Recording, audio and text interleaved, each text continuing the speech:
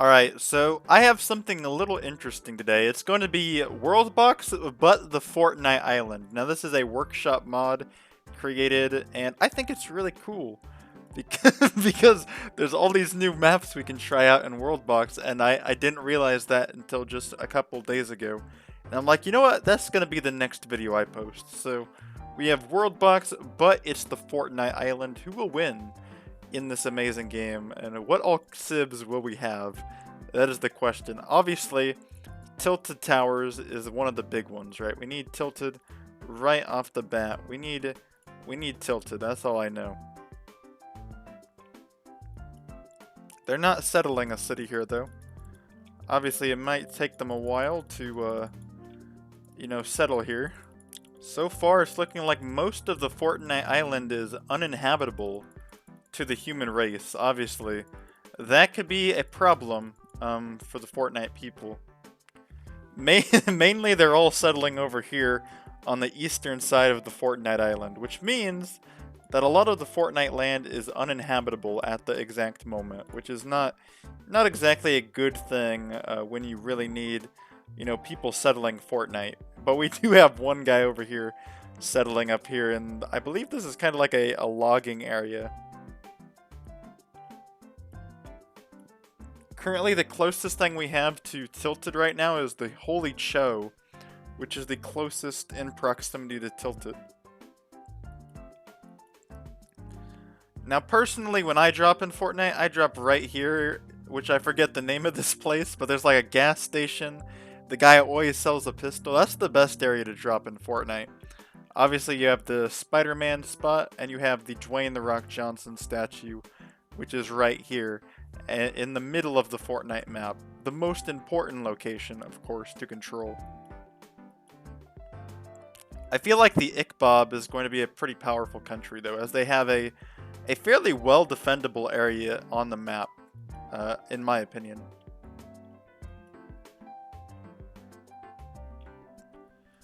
Surprisingly, we do have some people actually settling the desert this time, mainly because of all the grass that is actually in the desert, which is a good thing, because usually they never want to settle the desert, which is always a sad thing. And we do have this one guy who's very isolated in the hills, which is surprising. We actually have somebody over here. Now we could decrease the land level, which could actually lead to more people actually living in these areas. If we do this, right?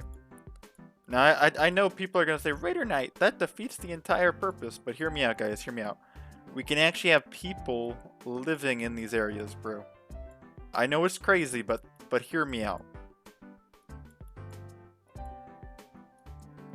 It looks like the largest population center is surprisingly up around where I usually drop, kind of. But there's also a very large population center over here in the Jones Forest region.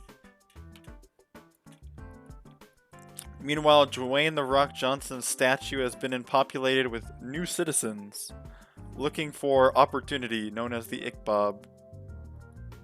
But yeah, the Fortnite people are actually starting to settle this land and call it home. It's pretty awesome to see. Up here in the north, we have these Vikings. Maybe they'll do something.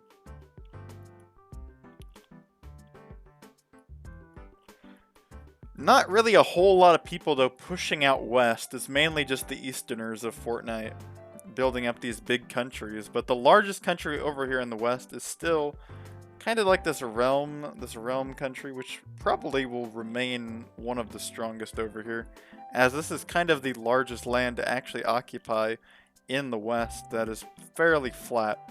Maybe you could get like something going right here if this guy can survive and get it all started. And actually here is also a pretty good location for a city, and over here as well. There's actually quite a bit of good areas right here in the south, and in the center of the map, maybe something big could be built here next to Tilted. But there are still opportunities to be held over here in the west, as now the Low Empire in the Highlands, surprisingly, has actually built a larger population than the Realm. But quite frankly, guys, Fortnite, Fortnite, we just gotta destroy it. The Fortnite Meteor event. Do you guys remember that Dusty Divot event, bro? This is actually around where Dusty was right here, so we can just Dusty divot the fuck out of this area. Thanos was in Fortnite, so we gotta obviously have the Thanos event. What else was in Fortnite? What else was in Fortnite? Wolves are in Fortnite. We can have the wolves attack. Crocodiles were never in Fortnite, but they are now. We'll have the crocodiles. They'll run into the city. This is just Florida, but it's Fortnite. The snowmen are in Fortnite. I know that for a fact. We'll have the snowmen army. The snowmen were one of my favorite things they have in Fortnite. We'll just build millions of them. The snow people will rebuild the snow country. We got the cyber cores now being infecting the Fortnite people. I don't exactly know what's going on. I'm just kind of destroying Fortnite at this point. Put some zombies down. We'll put this down. This stuff spreads pretty quickly if I remember. The cold ones, we'll have the spawns for the cold ones. Some lava towers. Where's the Tsar Bomba? Let's just blow Tilted up while we're at it. The Great Awakening of the Tilted Tower.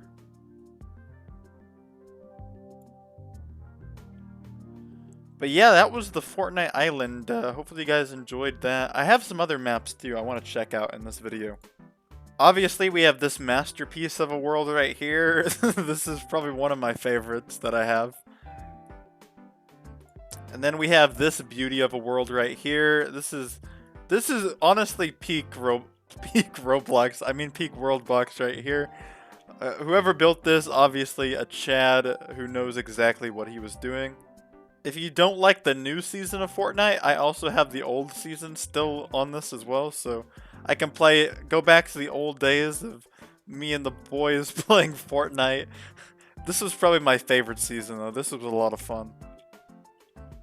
I have kind of, I guess you can't really call this a modern world scenario, but it's pretty close to one, if you could even get one. This is probably about as modern world of a scenario you can get realistically in this game. We can watch as the people, you know, they fight each other, they build up their countries. All of them very advanced. France, you have Germany, Poland, Belarus, and Ukraine. Obviously Russia getting slammed on all sides. So we could see the collapse of the Russian state, which would not be a very good thing. Obviously, Crimea looking very, very good for the Russians to take, possibly. We turned on diplomacy. Now we can watch them fight. Obviously, lots of trade going on down this channel. It's quite surprising. They're even using the Kiel Canal, which is really cool to see. I like seeing that. So far, nobody has been taken out yet either. Probably because there's so much actual, like, you know, land here.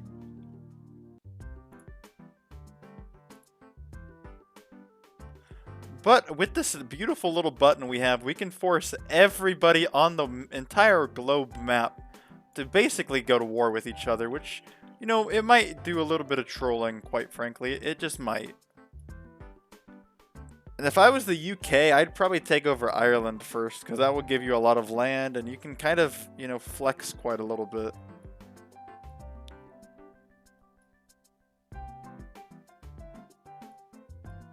Oh, and actually, surprisingly, Finland has managed to take over the Baltic states, which is not something I would have expected from Finland this early.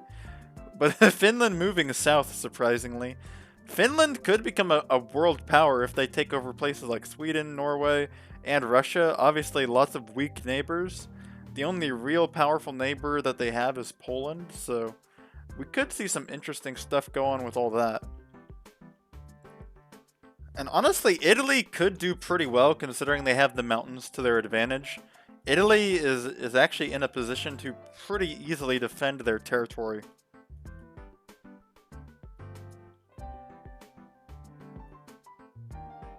There's actually a lot of countries like that have the mountains that will actually help them quite a bit, like Spain. Spain has the mountains to their north. As long as they can take over places like Portugal, Spain could be pretty powerful on this map. I let the game do its thing for about an hour. This is what we're left with, boys. UK actually surprisingly managed to stay in Tunis. Libya took over Algeria. Egypt took over Syria. Nothing really happened over here. Greece took over the Balkans and Austria-Hungary. Most likely Greece will be a powerhouse in this region. Probably will take over Ukraine at some point. But Finland is just, they're just chilling, my guy. Finland has managed to take over not only the Baltics, but Belarus, Poland, and Germany. So Finland is probably going to win the game, I would say. Somehow Germany has managed to take Denmark and defend this area somehow, surprisingly from Finland. Somehow Norway and Sweden did not capitulate yet, but overall just a crazy game altogether. Russia's still alive as well, but Russia, I have a feeling they might survive just because they're so spread out. They probably can't easily be taken over, I would assume. But this is our game. Probably going to end it here. Overall, I just wanted to check out the different maps. If you guys want me to actually do one of these maps really in depth or do anything like that in this game, tell me in the comments, and I'll see you all for the next one. Peace.